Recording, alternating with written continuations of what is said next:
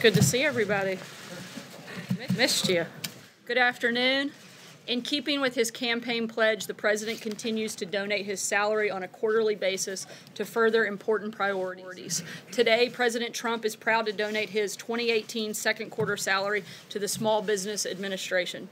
Administrator Linda McMahon is here to accept the check. I'd like to bring her up to say a few words about how the funds will be used. Thanks so much. Great. Here's the check for you. Thank you very much. This is awesome.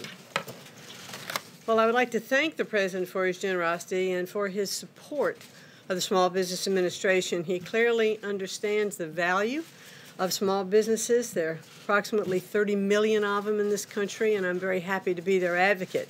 This money is going to be used in our Veterans Program. We're going to establish a 7-month intensive training program called Emerging Leaders. It's an adaptation of that program for our veterans, helping them transition from military life into private sector if they desire to start their own jobs and their own companies and be entrepreneurs. So once again, we thank the President very much for this, and it will be put to very good use. Thank you all very much.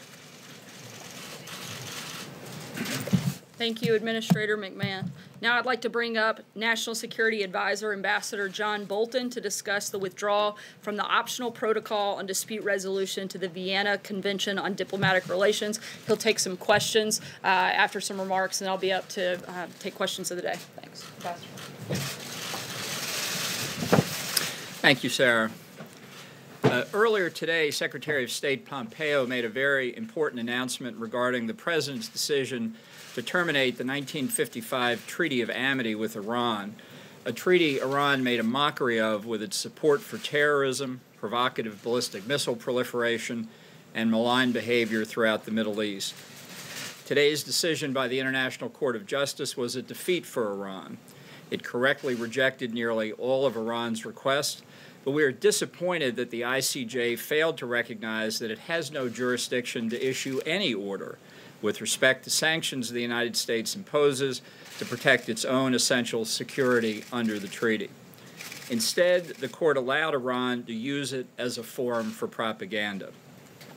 The Iranian regime has systematically pursued a policy of hostility toward the United States that defames the central premise of the Treaty of Amity. The regime cannot practice animosity in its conduct and then ask for amity under international law. In addition to the Treaty of Amity, I am announcing that the President has decided that the United States will withdraw from the optional protocol on dispute resolution to the Vienna Convention on Diplomatic Relations. This is in connection with a case brought by the so-called State of Palestine, naming the United States as a defendant, challenging our move of our embassy from Tel Aviv to Jerusalem. I'd like to stress the United States remains a party to the underlying Vienna Convention on Diplomatic Relations, and we expect all other parties to abide by their international obligations under the convention. Our actions today are consistent with the decisions President Reagan made in the 1980s in the wake of the politicized suits against the United States by Nicaragua to terminate our acceptance of the optional compulsory jurisdiction of the International Court of Justice under Article 36(2) of the ICJ statute, and his decision to withdraw from a bilateral treaty with Nicaragua.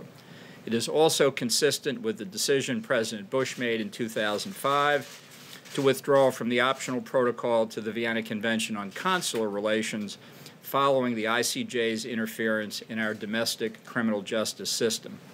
So our actions today deal with the treaties and current litigation involving the United States before the International Court of Justice.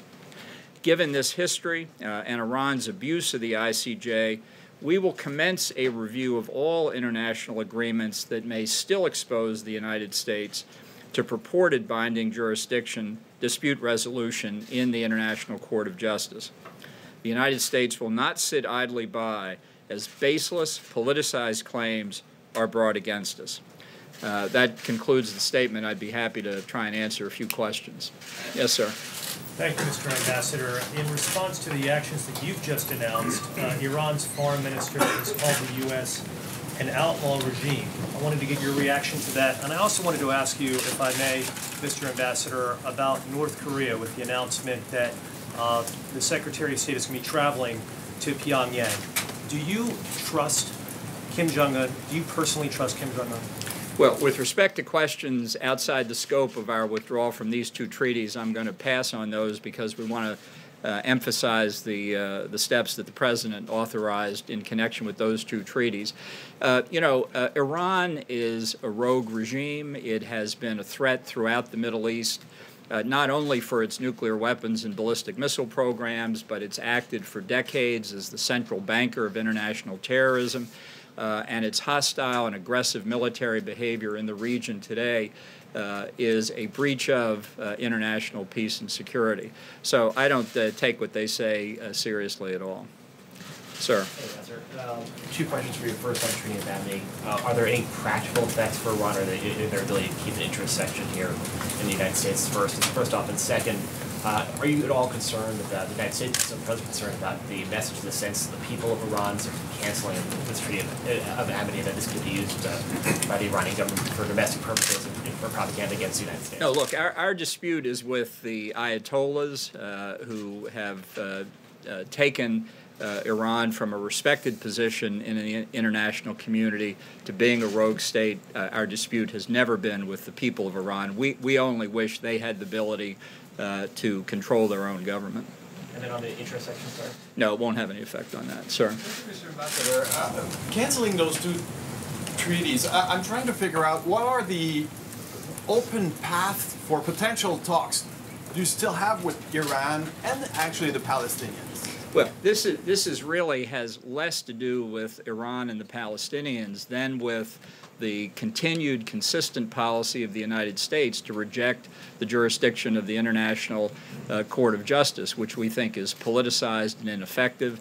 It relates, obviously, in part to our views on the International Criminal Court and to the nature of so-called purported international courts to be able to bind the United States. The outcome is closing doors in the end. You won't be able to use. It's closing doors that shouldn't be open to politicized abuse, which is what we've consistently seen in the ICJ. John? Yeah. Thank you, Mr. Ambassador. As you know, yesterday the French government denounced the Iranian government for a terror plot in Paris against the National Council of Iranian Resistance, a leading group opposing the Ayatollahs. You're aware of that? Was that a factor in any of the decisions that you've made withdrawing from these two protocols? No, these decisions were made before we were aware of the French decision, but I have to say what the French have done is exactly the right thing. They arrested, and other European governments arrested, accredited Iranian diplomats for conspiracy to conduct this attempted assault on the rally in Paris. So that tells you, I think, everything you need to know about how the government of Iran views its responsibilities in connection with diplomatic relations, and I hope it's a wake-up call across Europe to the nature of the regime and the threat that they pose. Ma'am. Are these actions ramping up tensions between the United States and Iran? And what is our intelligence when it comes to their systems, their nuclear weapons, etc., at this moment? Well, I'm not going to get into what our intelligence states, but the issue is protecting the United States against the politicized use of these international institutions. As I've said, this goes back now close to over 30 years, really, in connection with U.S. policy of rejecting jurisdiction of these courts, and it's a continuation, I think, in the interest of the American people. So does this further divide any kind of attempt to try to come together on what was prior to trying to work with them in closing? They're bringing a lawsuit against us in the ICJ. Has nothing whatever to do to a diplomatic effort to resolve our differences. It was a politicized use of the court that exacerbated the differences. Ma'am. Can you respond to the Iranian foreign minister saying that the U.S. is driven by regime change? How do you I'll say it again, maybe he'll listen this time. Our policy is not regime change, but we do expect substantial change in their behavior. That's why the President has directed all of us in the government to come up with steps to reimpose the economic sanctions and to do whatever else is necessary to ensure we bring maximum pressure on the regime to stop its malign behavior across the board, not just in the nuclear field, but across the board. And given that the EU and other partners are still a part of the nuclear deal, does it make the United States' efforts to try to force Iran to abandon or at least try to dismantle its nuclear program any weaker? In other words, how much leverage do you have at this point? Well, I don't think Iran is dismantling its nuclear program. If anything, recent reports that are public indicate that it's increasing its activity. How do you convince them if you don't have the EU and other partners on board? Well, I think we're going to apply the maximum amount of leverage we can. We're working with our European partners, with the British, the French, the Germans, and others. They have chosen to remain in the Iran nuclear deal. But as I've said to them, it's like a book that was written several decades ago in this country. It was called something like The 6 Stages of Grief. You know, first you have denial, then you have anger. Eventually you get to acceptance. And I think that's the direction the Europeans are moving in. I can tell you European companies in droves are forswearing business opportunities in Iran because they don't want to be caught up in the pressure campaign that we're applying. Yeah. Thank you, Mr. Ambassador. You just addressed Palestine and said it is a so-called state. Is that language productive in achieving the president's? It's accurate. So, but the president recommitted to the president in New York City, as you know, recommitted his goal to achieving a two-state solution. That's right. So, is using that sort of language productive in his goal? Yeah, sure, of course. It's not a state now. It does not meet the customary international law test of statehood. It doesn't control defined boundaries. It doesn't fulfill the normal functions of government. There are a whole host of reasons why it's not a state. It could become a state, as the president said, but that requires diplomatic negotiations with Israel and others. So calling it the so-called state of Palestine defines exactly what it has been, a position that the United States government has pursued uniformly since 1988, when the Palestinian Authority declared itself to be the state of Palestine. We don't recognize it as the state of Palestine. We have consistently, across Democratic and Republican administrations, opposed the admission of Palestine to the United Nations as a state because it's not a state. Sir. Yes, sir. The IAEA is saying it doesn't take at face value Netanyahu's claims that Iran's harboring a secret atomic warehouse. Do you agree with the Israeli Prime Minister that there should be an inspection? And what's your reaction to Amano's comments on this? Well, I haven't seen those comments. I will say our intelligence community has been reviewing the material that Israel extracted from Iran and going over it in quite some detail. I must say it's extremely impressive. And we've been very supportive of the Israeli effort and supportive of the IAEA taking new steps to follow up on it. The Senate just confirmed a few days ago Ambassador Jackie Wolcott, who will be taking up her new position as U.S. Ambassador to the UN agencies in Vienna, specifically the International Atomic Energy Agency, and she'll be on the job shortly making our case there. Sir. Thank you, sir. When the president came out in support of a two-state solution at the UN last week, Prime Minister Netanyahu responded that he's confident Israel would retain security control of the West Bank under any White House plan. Is that correct, or are you open to a Palestinian state with no security presence from Israel inside their borders? We've been working, as you well know, on a peace plan involving Israel and the Palestinians. We'll be rolling it out in due course when we decide it's the most appropriate time to do it, and I'm sure that will answer your question then. And I see the lady with the hook over here, so. Take one last question. So, yeah, I'm sorry. I actually did try and recognize this gentleman. I guess I didn't point accurately enough, so my apologies. Thank you, Mr. Ambassador. Former Secretary of State John Kerry said yesterday he has not met with the Iranians since the U.S. pulled out of the deal, but he has met with them on several occasions before. Do you think he violated the Logan Act by doing so, and was he subverting the policy of the United States? Well, I think Secretary Pompeo addressed that previously, and I'll stick with his remarks. Thank you very much. Thank you, Ambassador Bolton. A couple of quick reminders. FEMA, in coordination with the Federal Communications Commission, will conduct a nationwide integrated public alert and warning system test of the emergency alert system and the wireless emergency alerts later today. This will take place in two parts, the WEA portion starting at 2:18 p.m. Eastern, followed by the EAS portion at 2:20 p.m. Eastern.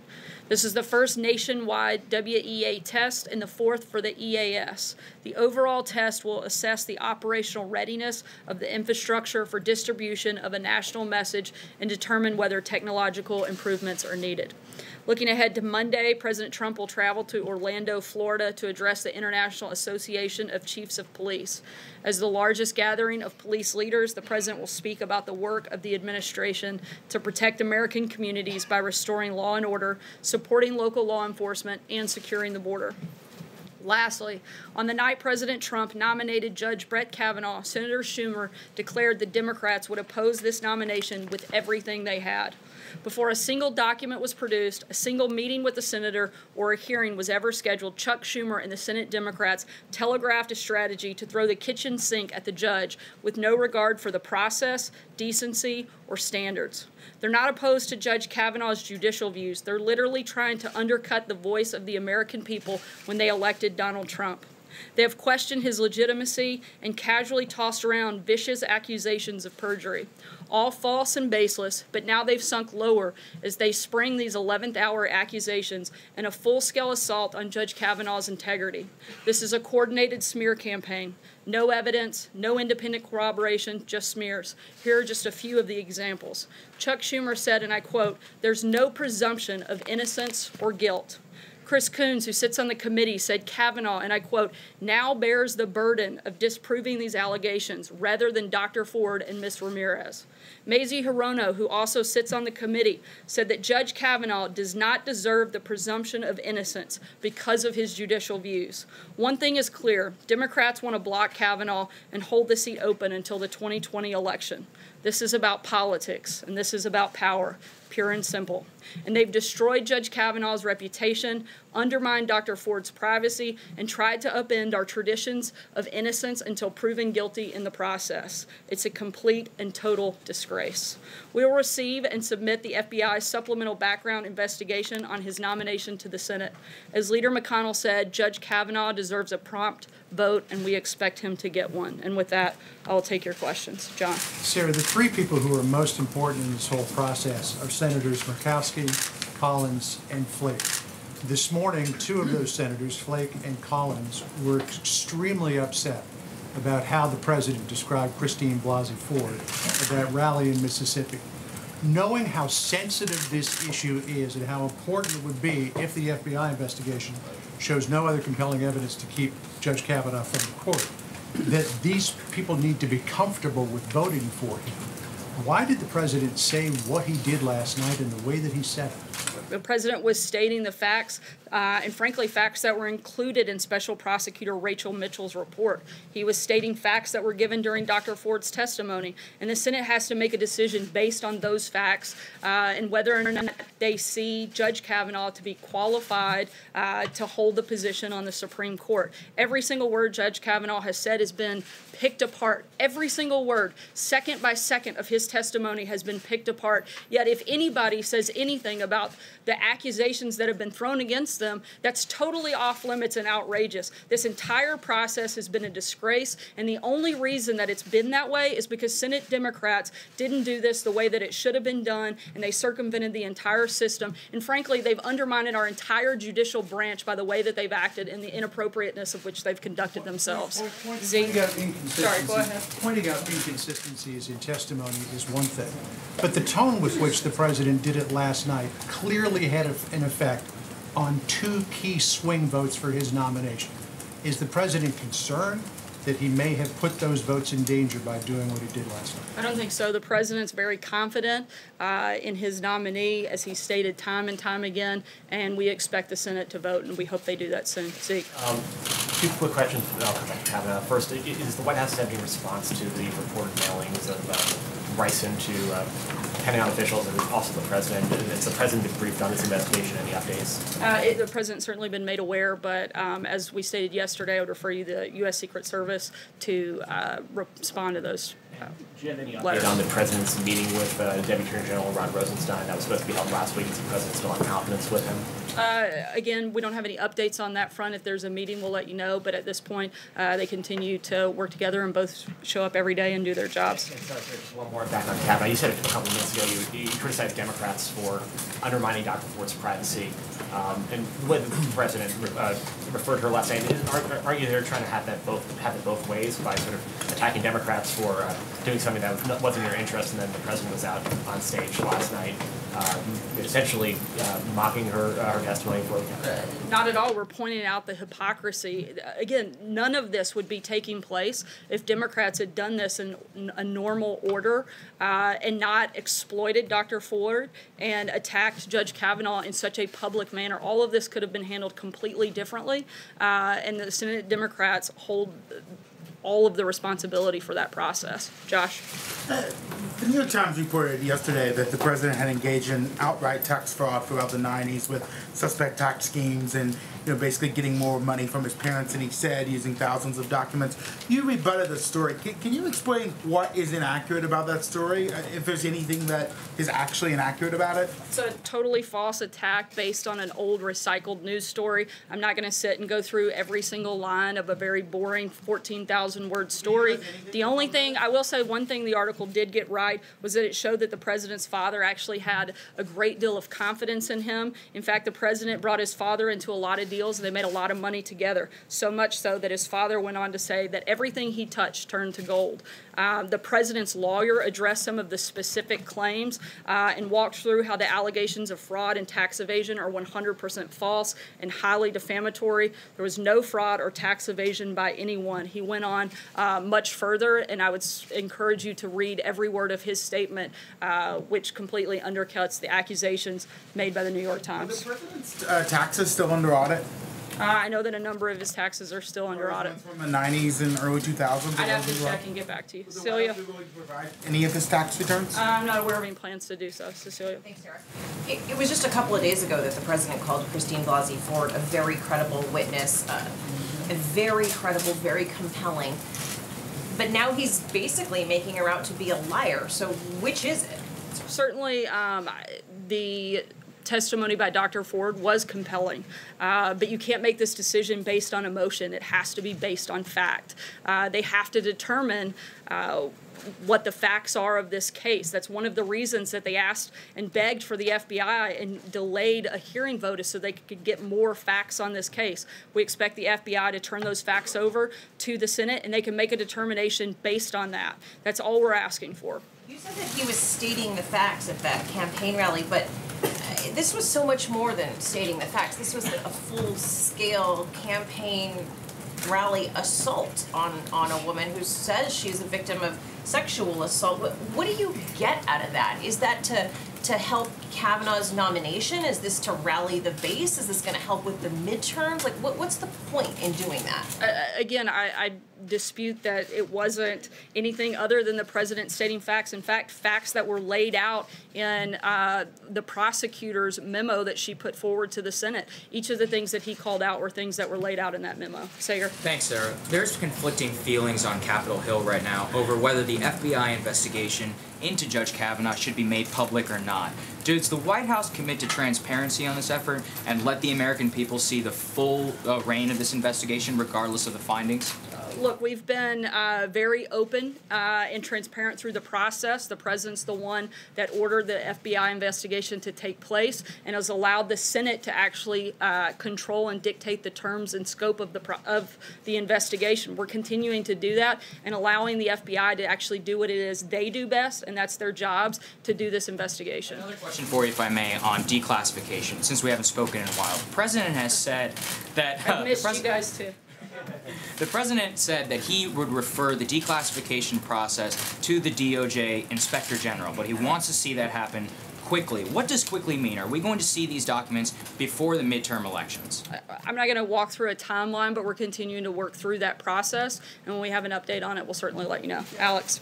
Sir, why did you say earlier this year that Michael Cohen was acting on his own in an arbitration proceeding to prevent Stormy Daniels from doing a television interview when the president actually directed that move? As you know, I'm not going to get into a back and forth. That's an issue for the president's outside counsel. I direct you there to answer it. John? Yes, sir. Thank you, Sarah. Two brief questions. First, the impact and meaning of the president's comments in Mississippi notwithstanding, it is a fact that Senators Collins, Murkowski, Flake, and Manchin are the undecided votes critical to the nomination. Are there any plans for the president to call any of them between now and next week and make one final pitch?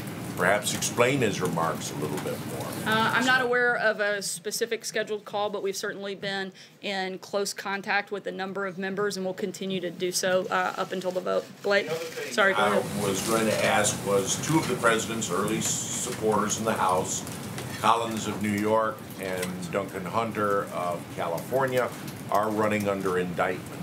There are rules of the National Republican Congressional Committee barring support for members who are under indictment. Does the president still support both of them for re-election? I can't get into a lot of details, one for Hatch Act violation, but also with an ongoing investigation. I'm not going to be able to comment on that front here. Sarah, thank you. As this briefing was beginning, Bloomberg put out an article about the FBI background investigation, and Bloomberg is reporting right now that the FBI hasn't interviewed Judge Kavanaugh or Dr. Ford because the White House hasn't given investigators clear authority to do so. Is that indeed the case? As we've said several times, the president's indicated that whoever the FBI deems necessary to interview, he's fine with that, but he's also asked that the Senate be the ones that determine the scope of what they need in order to make a decision on whether they vote Kavanaugh up or down. I can also tell you that both Judge Kavanaugh and Dr. Ford were questioned in the most public way possible by the members of the Senate, who are ultimately the ones who have to make the determination on whether or not they vote for Judge Kavanaugh. If they had additional questions for either one of them, they had a time and an opportunity certainly to ask those. Does the White House believe it is appropriate then? Does the White House believe it is appropriate for Again, these we're going to allow the Senate to make the the determination of the scope. Aisha. Aisha, go ahead. Thank you. So President Trump talked a lot yesterday about this issue of being concerned about men being guilty before being thought guilty before proven innocent, and this idea of due process. But in the past, with the Central Park Five, he put out an ad basically calling for the death penalty before they had been found convicted, and even after they were exonerated, he still basically said that they may be guilty. And even as president, he has talked about presided over rallies where people say lock her up, talking about Hillary Clinton. So I guess, is there a disconnect between when the president is interested in due process for some, but not for others? Not at all. The president actually encouraged the Senate to hear Dr. Ford's testimony in the same way he encouraged them to hear Judge Kavanaugh's. He is simply stating the fact that we are a country of law and order. We are a country that still believes that you're innocent until proven guilty, and we want to see that process go through in its entirety, and it should be on a fair playing field. That's simply the only point he's making. He said the Central Park Five was guilty. Yes. And does he feel that now? I'd have to look back at the specific comments. Dave. But that's a real question. In the midst of this, the president has taken this moment. Dave, go ahead. The president has taken this moment to say that he's been affected personally by all of these allegations, and he's picking and choosing, just as this question was. He said that the Central Park Five was guilty, and that he has made Bill Clinton guilty. Has he decided to change his mind on the Central Park Five as they have been exonerated? It's interesting that you bring up Bill Clinton. Nobody wants to hear those accusers' voices be heard, but you're certainly happy to hear all the others. Dave, go ahead. The president had them at the I've debate. addressed this. I don't have anything else to add. Dave, go ahead. Is he still talking to them? Sarah, several times in the last week, the president has tried to reassure voters that he'll protect people with pre-existing conditions from losing their health insurance. Is that a sign that he's worried Republicans are losing the argument on health care in this election? I think it's a sign that the president wants to protect people with pre-existing health conditions. I think it's pretty simple. He said that he supports that, and he wants to make sure that that's not something that gets lost. Jim? I want to go back to this I mean, it was pretty obvious that the president was mocking Christine Blasey Ford last night. He said, how did you get home? I don't remember. How did you get there? I don't remember. Where is this place? I don't remember.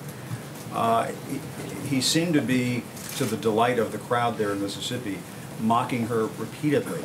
Isn't there something wrong with the President of the United States mocking somebody who says she was sexually assaulted? It seemed to me that he was stating facts that Dr. Ford herself laid out in her testimony. Once again, every single word that Judge Kavanaugh has said has been looked at, examined, picked apart by most of you in this room, but no one is looking at whether or not the accusations made are corroborated, whether or not there's evidence to support them. Every person that she named has come out and said either they didn't recall it or it didn't happen or they weren't there. Every single bit of evidence and facts that we've seen in this moment have supported Judge Kavanaugh's case, and the president simply pointed out the facts of the matter, and that is what the Senate will have to use to determine whether or not they vote to support him or not. Are you saying Judge Kavanaugh is the victim in all this? I think both Dr. Ford and Judge Kavanaugh are victims at the hands of the Democrats. I think it is absolutely disgraceful what they've done and exploited this process. They exploited Dr. Ford. They're exploiting all of the women that have come out to make any type of accusation. This isn't the process that should have been done, and certainly everybody deserves to be heard, but that includes Judge Kavanaugh, and that should be part of this process, and the facts have to be looked at, and I think you have to look at the prosecutor's memo. Those are where you see all of those facts laid out, and I think she makes a very compelling case. John, go ahead. You don't have any problem defending the I don't have any problem stating facts, no. John. Thank you, Sarah. Just 5 I know days that's ago. something you probably do have a problem with, but I don't. Actually, Sarah, we do state the facts, and I think there have been many occasions when you don't state the facts, if I may respond. John, go ahead. Thank you, Sarah. Just 5 days ago on Friday, the president, when asked about Dr. Ford's testimony before the Senate, said that she was a very credible witness, and we saw a different tone, different substance last night in those remarks to that campaign rally audience in Mississippi. Why the change in tone? And does the president still believe what he said on Friday, that she was a very credible witness? I've addressed this a number of times. The president also said she had a very compelling story, and nobody disagrees with that. Hold on. And nobody disagrees with that, but the president simply stating the facts that she laid out in her own testimony and that the prosecutor laid out in her memo. At the end of the day, the Senate has to make a decision on where they stand. Take one last point question. about whether he believes she's still credible. Does the president still believe that Dr. Ford's testimony was credible when she testified under oath? The president believes that Judge Kavanaugh should be confirmed. He has a lot of confidence in him, and he'd like to see a vote to see that happen. Sarah, I have a couple questions. President Trump has seemed to link the credibility of a claim with how much time has passed since the individual made it.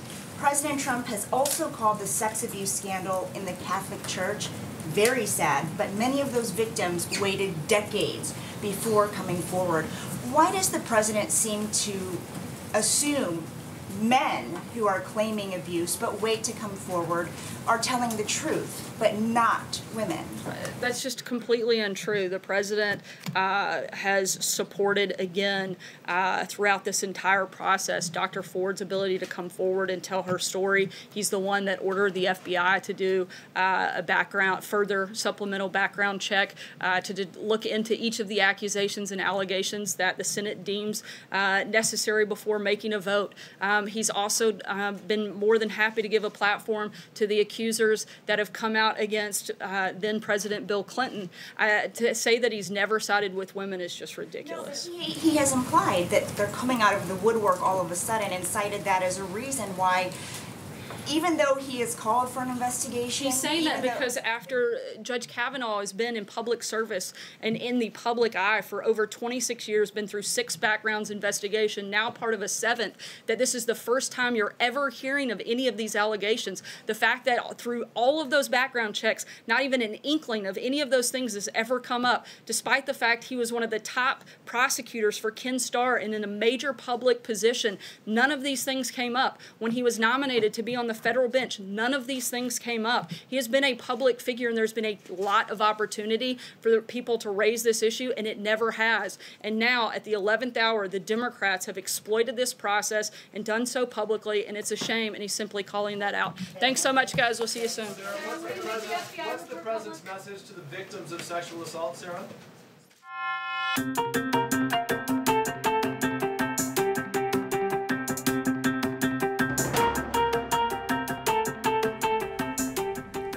Hey, welcome to the briefing room on this Wednesday. I'm Devin Dwyer at ABC News in Washington. Great to have you with us for an actual briefing for once. In fact, first time we saw Press Secretary Sarah Sanders from behind the podium since September 10th, I think. It has been a very dry stretch at this White House, something of an unprecedented drought of on-camera public briefings. So there's a lot to dig into today. Justin Fischel here with us, Catherine Faulders. A great show in store for you today, including some other guests. Let's take the latest Kavanaugh saga right off the bat. The president overnight in Mississippi, turning things up a notch, really attacking the accuser in a way that caught many people by surprise. Take a listen. Queen. Yeah. No, this happened. I had one beer, right? I had one beer. Well, do you think it was? Nope, it was one beer. Oh, good. How did you get home? I don't remember. How'd you get there? I don't remember. Where is the place? I don't remember. How many years ago was it? I don't know. I don't know. I don't know. I don't know. What neighborhood was it in? I don't know. Where's the house? I don't know. Upstairs, downstairs, where was it? I don't know. But I had one beer. That's the only thing I remember. And just a day earlier, the president, of course, said that Dr. Christine Blasey Ford's testimony, guys, was very credible, very compelling. This drew a sharp response from her attorney, Michael Bromwich. Let's take a look. He tweeted earlier this morning that this was, in his words, a vile and vicious attack by the President of the United States on his client, alleged victim of sexual assault, who had come forward. The attorney said that there was sort of a chilling effect, Catherine, that could be imposed, but Sarah Sanders wasn't having any of that. No, she's defending the president. Sarah is. Kellyanne Conway defended him earlier. She said he was just stating the facts last night, the gaps in her testimony, the facts that were presented in that, what she calls facts, presented in that report by Rachel Mitchell, the special prosecutor who questioned Ford. So really not backing down there. And Justin, there certainly were, to many people arguing overnight on Twitter, that the president was pointing out inconsistencies, a fair thing to do perhaps, so much scrutiny of Brett Kavanaugh's testimony, but there was something about that tone. It was the tone. Everybody, the second it happened, Twitter was exploding, calling it, mocking her, mocking someone who alleges she's a victim of sexual assault. That's a political problem. It may be, and we'll get into that in a second, but our own senior White House correspondent Cecilia Vega put that question to Sarah Sanders just a little while ago. What about that tone? Take a listen. It was just a couple of days ago that the president called Christine Blasey Ford a very credible witness, a very credible, very compelling. But now he's basically making her out to be a liar. So which is it? Certainly, the testimony by Dr. Ford was compelling, but you can't make this decision based on emotion. It has to be based on fact. They have to determine what the facts are of this case. That's one of the reasons that they asked and begged for the FBI and delayed a hearing vote so they could get more facts on this case. We expect the FBI to turn those facts over to the Senate, and they can make a determination based on that. That's all we're asking for. You said that he was stating the facts at that campaign rally, but this was so much more than stating the facts. This was a full-scale campaign rally assault on a woman who says she's a victim of sexual assault. What do you get out of that? Is that to help Kavanaugh's nomination? Is this to rally the base? Is this going to help with the midterms? Like, what's the point in doing that? Again, I dispute that it wasn't anything other than the president stating facts. In fact, facts that were laid out in the prosecutor's memo that she put forward to the Senate. Each of the things that he called out were things that were laid out in that memo. All right, let's bring in our Cecilia Vega now from the North Lawn. Cecilia, you were trying to get out from Sarah what the purpose of the president's tone was. I think she easily could have said politics. You know this president better than anybody. It seems pretty clear, despite her answer, about the fact that that is what's at play here, right? Yeah, I mean, this was a campaign rally in the reddest of red states at a venue that is the base of his base. I mean, this is his ardent supporters, and we all saw that rally last night, and people ate it up. This was red meat, frankly, and they were cheering as the president was mocking Christine Blasey Ford's testimony. There is no other way to describe this. This was not the president stating just the facts, ma'am. This was mocking. He used two different voices as he was sitting there pretending to be a woman who was giving testimony and pretending to be someone else who was asking questions of that woman.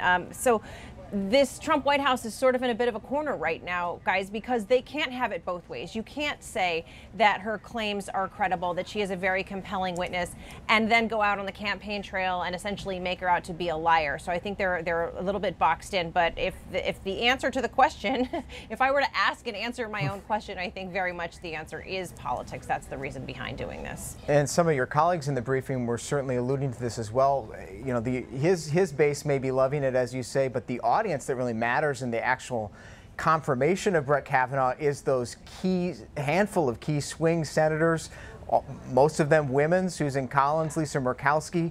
You got to wonder what they think of that change in tone.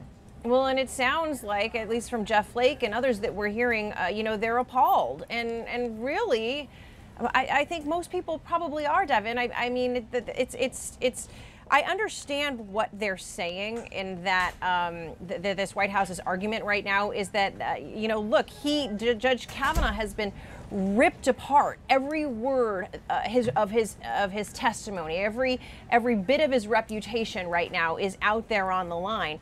And they say that the unfair part about this is that hers has not been. And I was talking with a source this morning. The question that this White House has right now is, how far back do we go? If we're going to do this to Judge Kavanaugh in this nomination process, should we be doing this to some of the Democrats who perhaps have allegations hanging out there over their heads? To, you know, Bill Clinton is a name, of course, that they like to throw around. But the argument I think most people would make is none of those people are being nominated for the bench of the Supreme Court of the United States.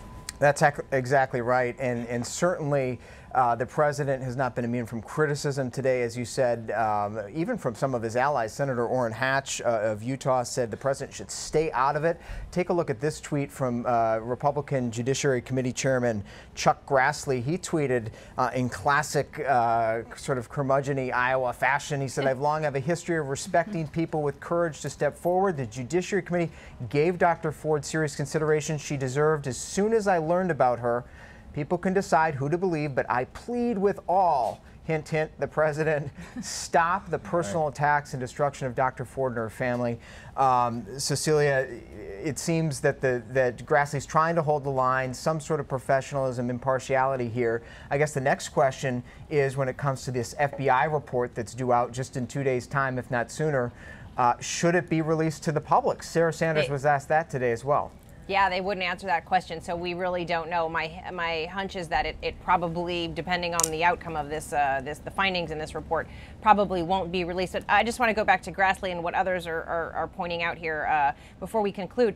You know, this president has said that he is deeply impacted in a personal way about these allegations, because we all know he is facing his own allegations himself of sexual misconduct. So that certainly shadows the way that he talks about accusers and the accused.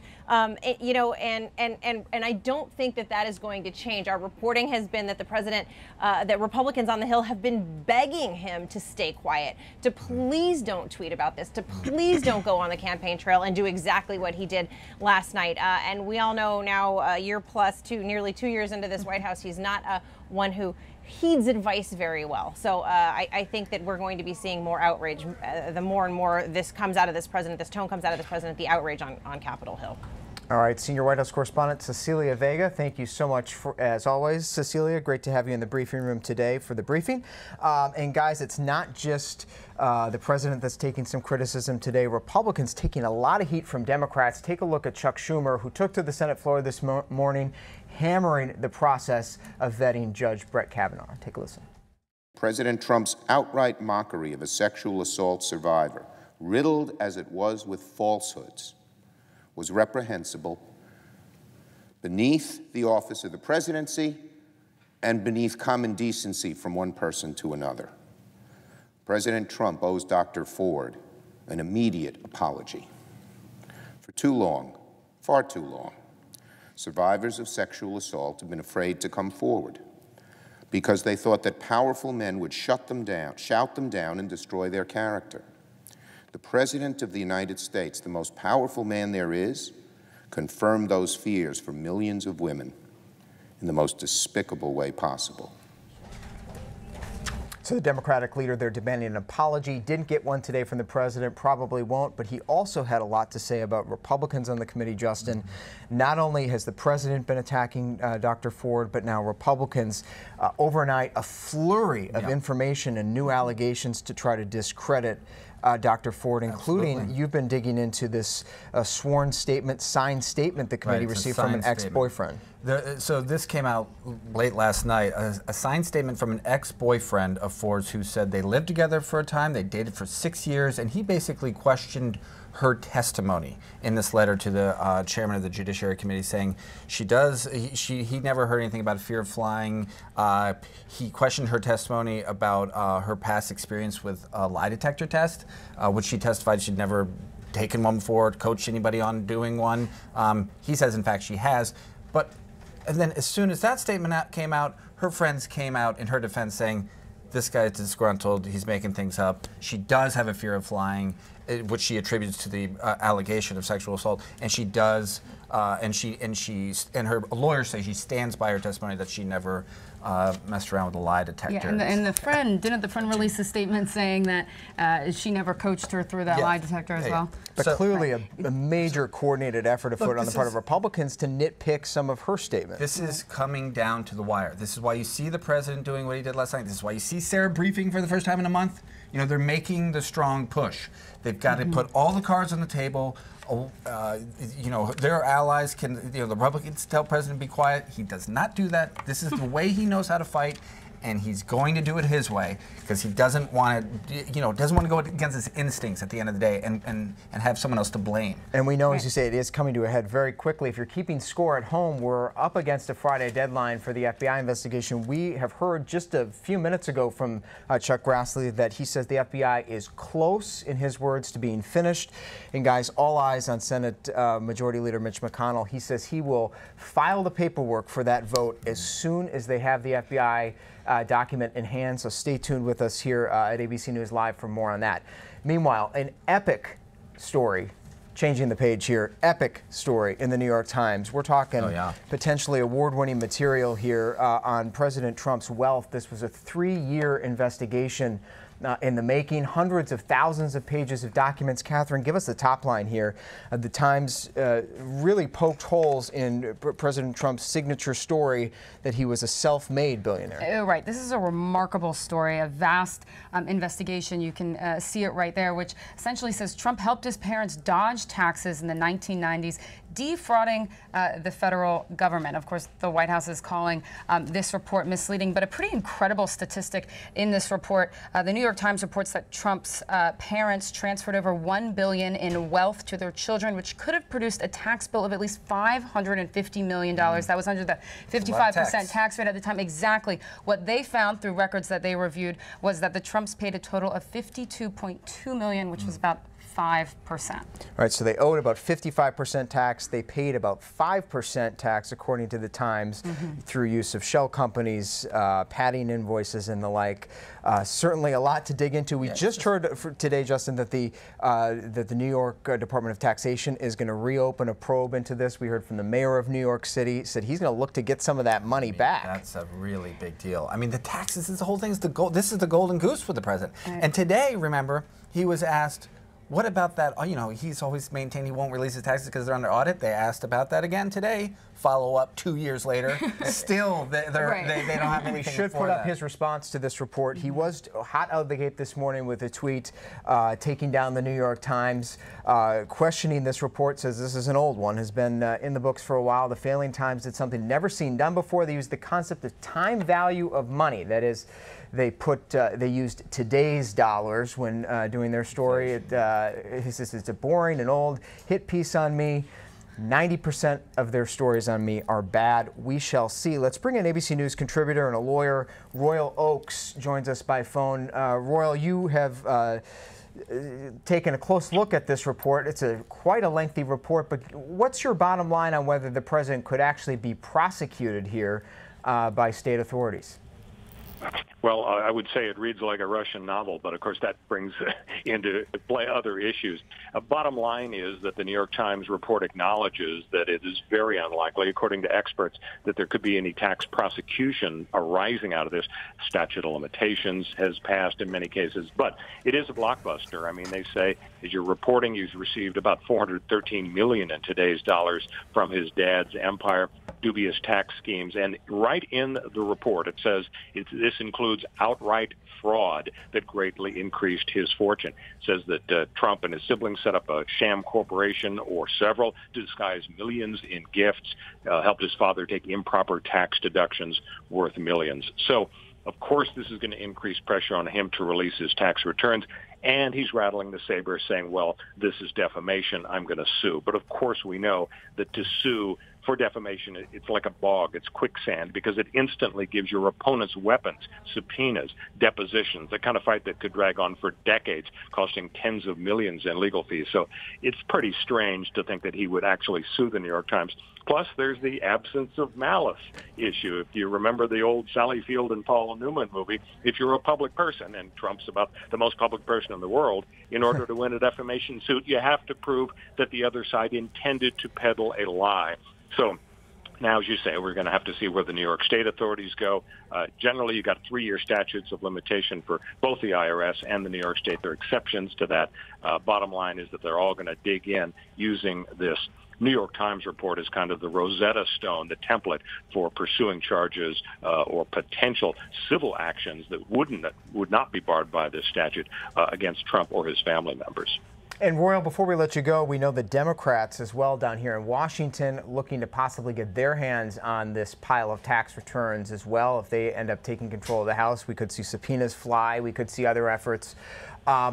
You know, so much weight has been put on these tax returns since the Donald Trump entered the campaign. I mean, do you see them really as sort of the golden goose here? Do they hold the keys to all of his finances and potential wrongdoing? And what's the likelihood, in your view, that they could actually come out at some point?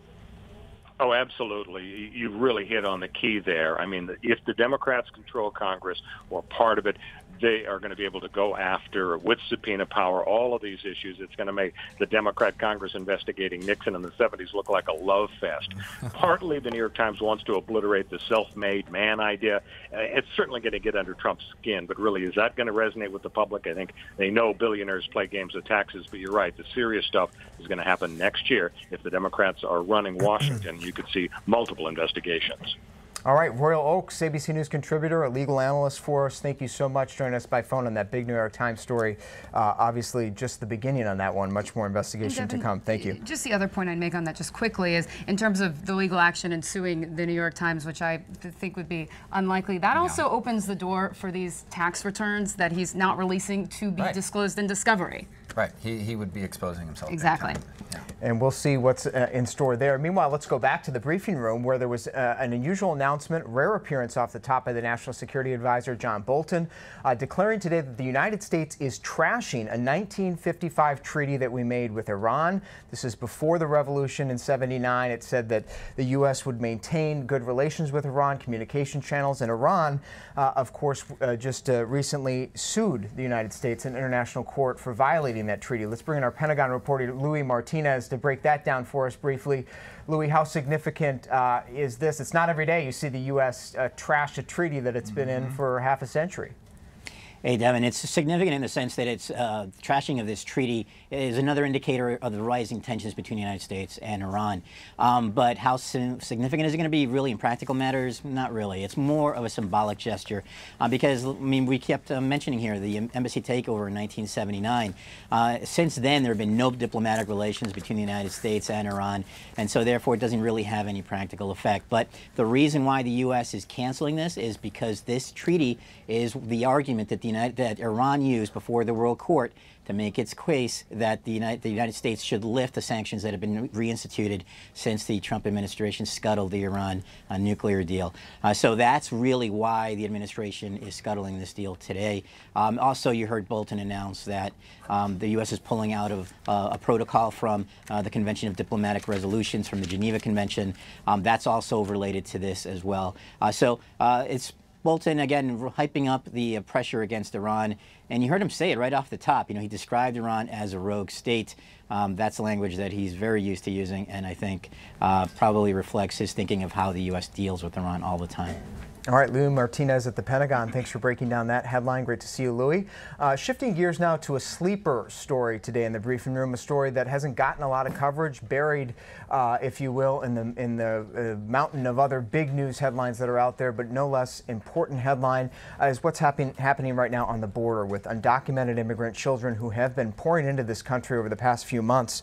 The New York Times reporting this morning also that the United States now detains the highest number of immigrant children ever in tents along the border, 12,800 recorded just this month. A stunning figure, another indication of the failure of United States immigration policy, at least at the border, and another sign that the crisis that the Trump administration had sought to stem earlier this year has not yet succeeded. Let's bring in Mark Greenberg, who is the former Deputy Assistant Secretary of the Department of Health and Human Services, also oversaw the treatment of migrant children in U.S. custody during the Obama administration. Mark, thanks so much for coming in. Great to have you with us. Thank you. So give us your top line takeaway, Mark, on this number. It is a staggering figure, and from what we understand from Homeland Security, the record number of children in U.S. custody, immigrant children, is actually not because of a huge influx in children crossing the border, but rather because Health and Human Services is having a hard time finding a place to put them. So that's exactly right. It is the largest number of children in the shelter system ever. It's not because this is the highest number of arrivals. The arrivals this year are actually up some compared to last year, but they are not as high as they were in 2014 or 2016. So it's not about a record number of arrivals. It is because children are staying in the shelter system longer. And the basic idea is when they come into shelter, there's an effort made to find out if they have a parent, a relative, a family friend that they can live with while they're awaiting their immigration proceedings. So the idea is to try to get them out of shelter as soon as it's safe and appropriate to do that. That process is now taking much longer, and that's why there are so many children in shelter. And that's a monumental task. We know the law says they need to be placed within 72 hours. As you say, that they've had some difficulty. Why is that, though? Is there a special challenge to finding families or relatives who could house these kids, sometimes for up to a year, right?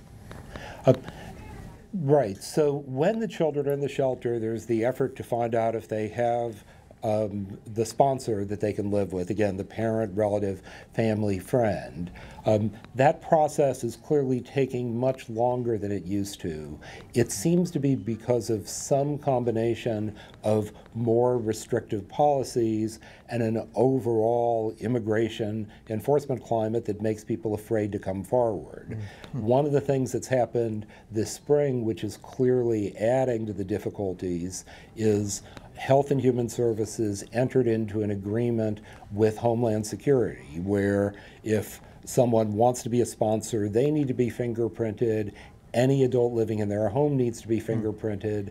That information is then sent to Homeland Security, and there are indications that it is now then being used to arrest people for immigration violations. So it is understandably, people are going to be very hesitant to come forward and to cooperate if they fear that the price of doing so is that they or other members of their household are going to be at risk of being arrested. Gosh, it does seem like that would have a bit of a chilling effect on volunteers to step forward and take those kids Mark. Also, I imagine the scrutiny that they're under once they do take undocumented immigrant children. As you know, HHS earlier this year was under fire for, quote unquote, losing track of thousands of children after they had been placed. Do you think that was a fair criticism? That one's actually, I think, a bit misleading, because the way that the structure works is they seek to find the sponsor, again, parent, relative, family, friend. The child is then placed with the sponsor. At that point, the federal government no longer has custody of the child. The child is out living with their sponsor. And so what happens is HHS, Health and Human Services, does do a follow-up call after 30 days to ask, how are they doing? Is the child in school? Do they know about their legal proceedings? Do they know about available services? So when they do those calls, they don't always reach people. And that can be for lots of reasons. It can be because they're not home, because they've moved, because the phone has been disconnected, because they don't want to talk to them. So it's right that HHS isn't in continued contact with them, but that's actually how the system was originally designed.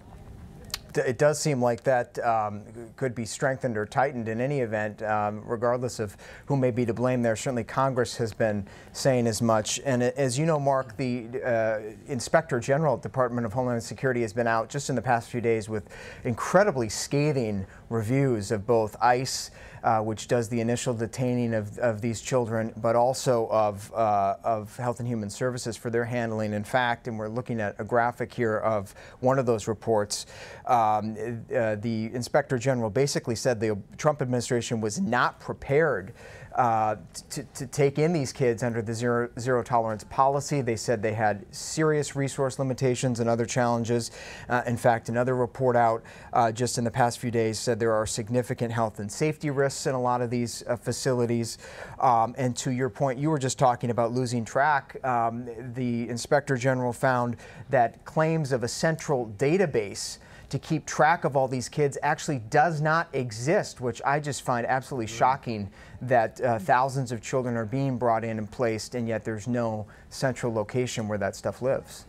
Sure, and just to clarify on that, though, there's the shelter system, which is for unaccompanied children, the children who arrive at the border without a parent or guardian. When the administration initiated family separation, what they essentially did was saying if a parent and child arrive together, they will be separated. The parent will be prosecuted and then put in Homeland Security custody. The child will be sent into this shelter system and treated as if they were unaccompanied. And what this new report from the Inspector General and Homeland Security said is that the systems were not prepared for this, that they didn't have the database, they didn't have the needed electronic communications, they didn't have a way of ensuring that when a parent and child were separated, that the parent knew where their child was, the child knew where their parent was, ability to communicate with each other, ability to be reunited. They simply didn't have the systems in place that were needed to implement the family separation effort. And Mark, before we let you go, is there one thing from an outsider perspective, very briefly, that you would advise HHS to do now, something they could do quickly to make a small difference in some of the problems they're facing? So for HHS, I actually think the single most important thing is they are operating a shelter system for these children. They need to not be acting as a partner in immigration enforcement. They need to not be having the information that parents and sponsors provide them sent to be used to arrest them. As long as people are afraid that if they provide information they're going to be arrested, the system simply isn't going to work. And I think we risk having a larger and larger number of children in shelter for longer and longer periods of time. All right, Mark Greenberg, former Department of Homeland Security Deputy Assistant Secretary, thank you so much for coming in, sharing your insight on this very important story, a story that is not going away, that we will continue to follow here at ABC News, even in spite of all the other headlines swirling around. Our thanks to Mark.